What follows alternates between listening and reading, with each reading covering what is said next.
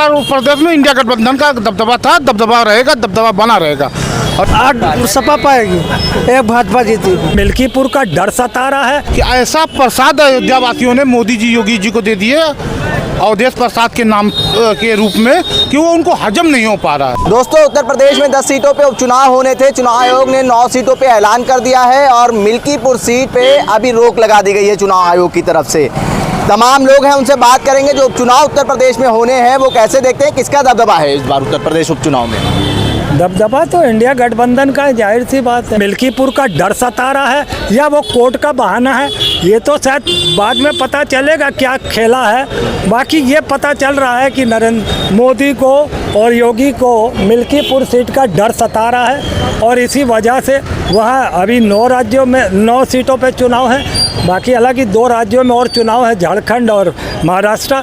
देखते हैं नतीजे, आप देख लीजिएगा कि नफरत जो जितनी है ज़्यादा फैलाएंगे धीरे धीरे। वो कह रहे लॉ एंड ऑर्डर मेंटेन करा है और दूसरी ओर हम बात करें कि दावा कर रहे हैं कि इस बार 9 की 9 सीट हम निकालेंगे और मिल्कीपुर पे जब चुनाव होगा तो वो भी हम जीतेंगे। भारतीय जनता पार्टी का दावा है। लॉ एंड ऑर्डर तो है कि अभी लखनऊ की जेल में एक हत्या हो गई, तो ये लाइन ऑर्डर तो चल ही रहा है, वो बहराइच में हो गया। देखिए, दबदबा की जहाँ तक बात है, जिसका दबदबा है, दबदबा था, दबदबा बना रहेगा। जिसका लोकसभा में दबदबा बना रहा उसी का विधानसभा चुनाव में भी बना रहेगा। 240 बात है 9 साल की उत्तर प्रदेश की बात कर रहा हूँ, झूठ प्रयास कर रहे हैं आप। और उत्तर प्रदेश बात कर, उत्तर प्रदेश में इंडिया गठबंधन का दबदबा था, दबदबा रहेगा, दबदबा बना रहेगा।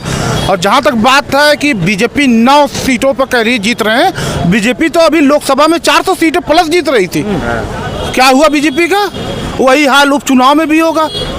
अब मिल्कीपुर की जहाँ तक बात है कि ऐसा प्रसाद अयोध्या वासियों ने मोदी जी, योगी जी को दे दिए अवधेश प्रसाद के नाम के रूप में कि वो उनको हजम नहीं हो पा रहा है। पार्लियामेंट में ऐसी सीट पा गए, पहली मोदी जी दाएं देखते हैं तो अवधेश प्रसाद, योगी जी यहाँ देखते हैं तो एक और प्रसाद यहाँ भी बैठे हैं।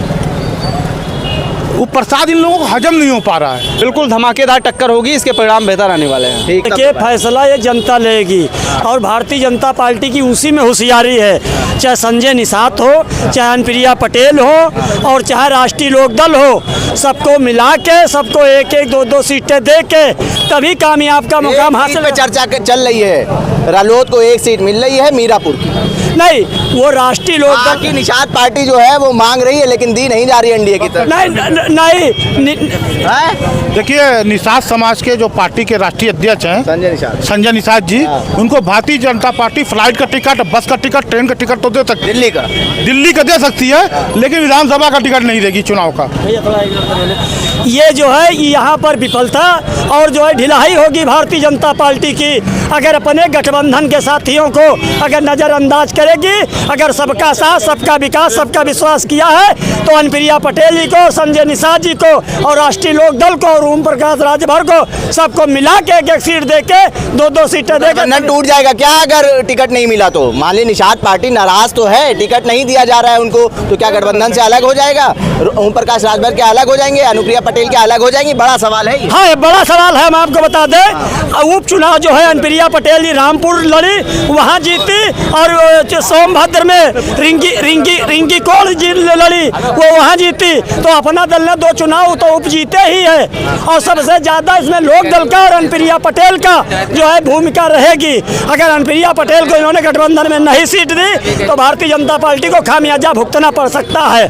बाकी अगर सबके साथ, सबके विकास, सबके विश्वास की बात हो रही है, सबके साथ, सबके विकास की अगर बात हो रही है तो चारों लोगों को सीट 1-1, 2-2 देना चाहिए भारतीय जनता पार्टी को। 9 सीटों पे भारतीय जनता पार्टी जीतेगी, इसलिए कि भारतीय जनता पार्टी अपने कार्यकर्ताओं पे, अपने संगठन पे भरोसा है। भारतीय जनता पार्टी रात दिन काम करती है। भाजपा का लक्ष्य है कि जो बूथ जीता वो विधानसभा जीता, तो हम लोग रात दिन काम कर रहे हैं और सबका साथ, सबका विकास लेकर के अन्य योगी जी चल रहे हैं, मोदी जी चल रहे हैं, इसलिए भारतीय जनता पार्टी का 9 सीटों पे जीतना तय है। क्या सबका साथ, सबका विकास के नारे के साथ आगे बढ़ रहे हैं और 9 सीटों पे भारतीय जनता पार्टी परचम लहराने वाली है। देखिए, भारतीय जनता पार्टी लोकसभा के इलेक्शन 2024 के इलेक्शन में 369 सीट पर लड़ी थी और 400 का दावा कर रही थी। तो ऐसे लोगों के बारे में हमें क्या कहना है जो 369 पर लड़े और 400 का दावा कर रहे? तो ये तो अपने आप में बड़ा अच्छा बेईमानी है। दूसरी बात हमें ये कहना चाहिए कि भाजपा के कार्यकर्ताओं ने इतना मेहनत किया कि उत्तर प्रदेश में 47 सीटें हरा दी भाजपा को लोकसभा की। इससे ज़्यादा मेहनत और कोई कार्यकर्ता कर ही नहीं सकता है। और ये नेतृत्व का कमाल है कि उनके कार्यकर्ता इतनी मेहनत करते हैं, 18-18 घंटे काम करते हैं, 24-24 घंटे हमारे प्रधानमंत्री जी काम करते हैं। लेकिन ड्रग कहाँ से आएगा, कौन भेजेगा, कहाँ उतरेगा, उतरने के बाद कहाँ जमा होगा, इसका पता नहीं होता हमारे प्रधानमंत्री जी को, NIA को पता नहीं होता। बड़ा दुर्भाग्य है। भारतीय जनता पार्टी अपने आप में एक खेल है। ऐसी दुर्भाग्य बता रहे भारतीय जनता पार्टी को। से पूछिए किस पार्टी में है, ये क्या है, किस पद पे? किस पार्टी में है, किस पद? मैं किसी पार्टी में नहीं हूँ, मैं एक नागरिक हूँ भारत का, इसलिए मैं सवाल उठा रहा हूँ। सवाल भारतीय जनता पार्टी से ही, सपा से सवाल नहीं, कांग्रेस से नहीं उठा रहे हैं। भारत का नागरिक तो सबसे सवाल करेगा ना। इसकी सत्ता होगी उसी से सवाल करा जाएगा। क्यों? कांग्रेस की सत्ता नहीं है और अन्य राज्यों में, उससे भी तो सवाल करना चाहिए। ये NIA के ऊपर सवाल उठा रहे हैं, तो केंद्र के अंडर में आती है NIA। ऐसा है, देखिए, हार और जीत लोकतंत्र की खूबसूरती है, ठीक है। हार जीत लगी रहती है। स्वर्गीय श्रीमती इंदिरा गांधी जी भी चुनाव हार गई थी, मायावती जी भी चुनाव हार गई हैं। ये कोई पैमाना नहीं होता है राजनीति में। क्या कह रहे हैं कि मिल्कीपुर सीट इसलिए नहीं लड़ाई जा रही है, रोक लगा दी गई है क्योंकि अवधेश प्रसाद उनके गले से नीचे नहीं उतर रहे हैं। अयोध्या में जो प्रसाद मिला है वो नीचे से नहीं उतर रहा है, ना निकल पा रहे, ना उगल पा रहे भारतीय जनता पार्टी। ऐसा कुछ नहीं है। जनता का जनादेश है, सर्वमान्य है, जनता सर्वोपरि है और हार जीत लगी रहती है। भारतीय जनता पार्टी को अपने कार्यकर्ताओं पे, जनता पे भरोसा है। जो हारता है वही जीतता है। निषाद नाराज है, संजय निषाद नाराज है, कह रहे हैं कि 2 सीट चाहिए थी लेकिन उनको 2 सीट मिल नहीं रही है। देखिए, जिसे राज चाहिए वो नाराज नहीं होगा। निषाद जी कैबिनेट मंत्री बने हुए हैं। श्री योगी आदित्यनाथ जी के अभी परसों ही गोरखपुर दशहरा में हम लोगों से मुलाकात गोरखनाथ मंदिर पे हुई थी, गए थे आशीर्वाद लेने। जिसको राज चाहिए वो नाराज नहीं होता है। जो कुछ भी है निषाद जी भारतीय जनता पार्टी के दम पर है, भारतीय जनता पार्टी के साथ है। मुगरी लाल के हसीन सपने तो सभी को देखता है। जब लोकसभा में 37 सीट नहीं जिता पाए भाजपा कार्यकर्ता, तो ये निकाय चुनाव क्या जिता पाएंगे।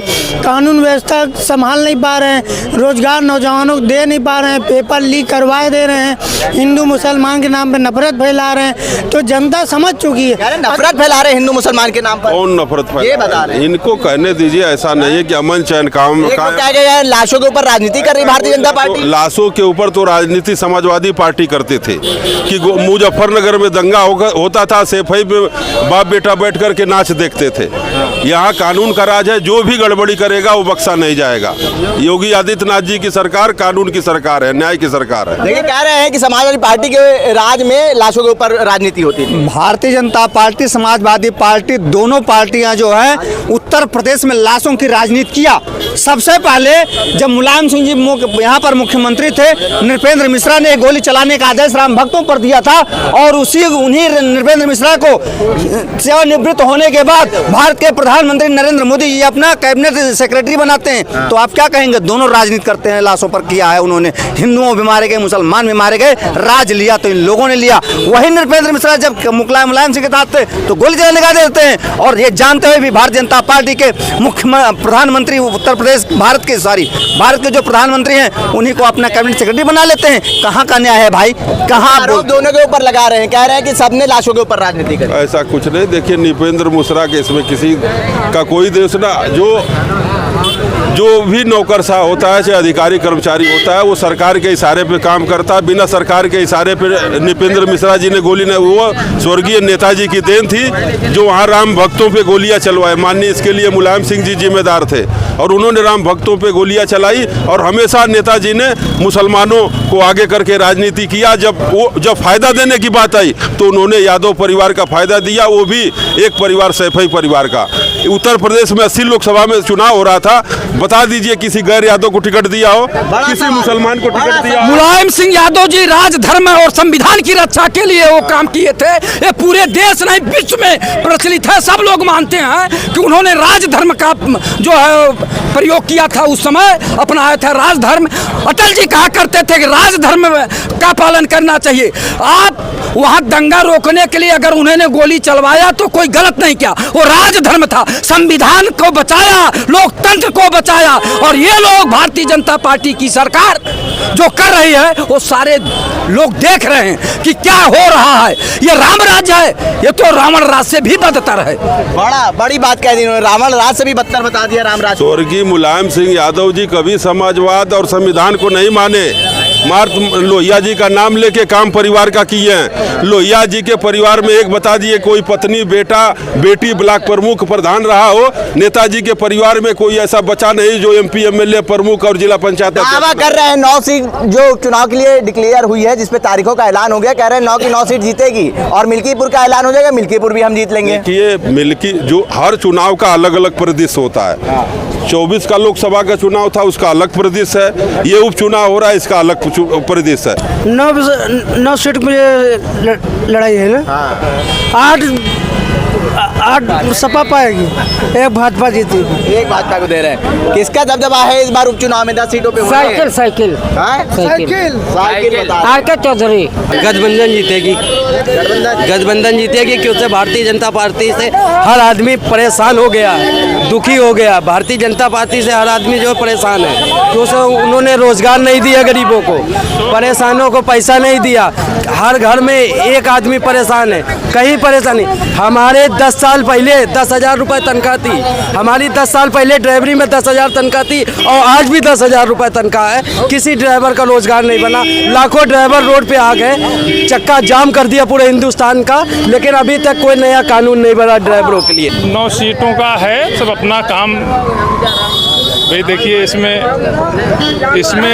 इसमें PDA का भी अपना चलेगा, भाजपा भी अपना जो उसकी लाइन है उस लाइन पे काम कर ही रही है भाजपा, समझ रहे हैं। तो अपना इलेक्शन होगा, जनता देखेगी सारी चीज़ें, लेकिन PDA और भाजपा का जो अपना है लाइन, वो जैसे बहराइच में आपने देखा। अब बहराइच में एक चीज़ निकल के आएगी, जो लड़का मारा गया उसका अगर देखा जाए परिवेश बड़ा गरीब परिवार का था, और ऐसा लगता है कि ऐसे लोगों को यूज़ नहीं करना चाहिए। ऐसे गरीब परिवार के लोग हैं, उनको यूज़ करा गया आपको? कोई भी हाँ, चाहे वो मुस्लिम हो चाहे हिंदू, कोई भी हो, ऐसे लोगों को ले जाते हैं जुलूस में, तरह तरह के नारे लगवाना या किसी घर पे चढ़ जाना है, चढ़वा देना, ये तरीका नहीं। भाई उसकी तो जान चली गई, उसका परिवार भी ठीक है, आप मकान पैसे दे दिए, लेकिन वो चीज़ जो है कुल सही नहीं है। आप रैली या जो भी चीज़ निकालिए, लेकिन किसी के घर पे जाके झंडा उतारना, चाहे हिंदू के घर हो या मुस्लिम का घर हो, चाहे उस पर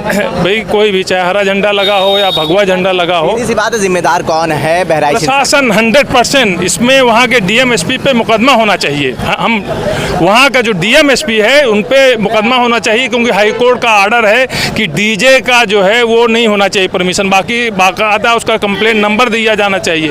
वहाँ DJ चल रहे हैं और उसमें गाने चल रहे हैं, या पॉलिटिकल या नॉन पॉलिटिकल, भाई आप रिलीजियस चीज़ें करें, पॉलिटिकल नारे उस पर कैसे लग रहे हैं, सामाजिक नारे कैसे लग रहे हैं। तो वहाँ हमारा है कि जो भी है बहराइच के DM और SP पे मुकदमा होना चाहिए। ठीक है। देखिए, लखनऊ की जनता से हम ये जानने आए थे कि 10 सीटों पे जो उपचुनाव होने थे, लेकिन मिल्कीपुर सीट पे चुनाव आयोग ने रोक लगा दी है, और अब जो 9 सीटों पे उपचुनाव होने हैं, जनता उसको कैसे देखती है और किसका दबदबा जो है उन 9 सीटों पे कायम है।